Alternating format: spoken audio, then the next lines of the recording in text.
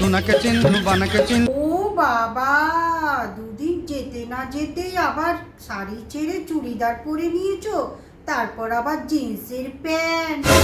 হ্যাঁ মা, এখন তো সবাই চুড়িদার পরে, প্যান্টও পরে, এখন আর কে কদিন শাড়ি পরে ঘরে, তাই আমিও পরে নিলাম।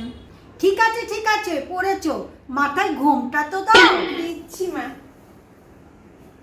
বৌমা, বারান্দা ঝাড় দিচ্ছ নাকি? হ্যাঁ মা। ঝাড় দিচ্ছ ভালো কথা, কিন্তু কপালে অত ছোট টিপ কেন? নতুন বিয়ে হয়েছে, বড় করে টিপ পরো। আচ্ছা, পরবো।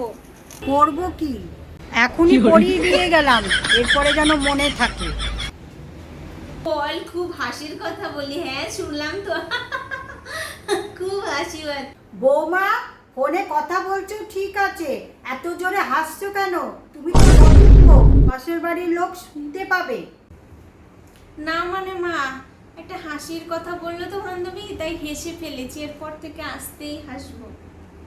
তো কেমন লাগলো আগেকার দিনের শাশুড়ি বৌমার সম্পর্ক? যদি ভালো লাগে কমেন্ট করে জানাবে, তাহলে এখনকার দিনের আধুনিক শাশুড়ি বৌমার সম্পর্ক তুলে ধরবো আমরা দুজনে।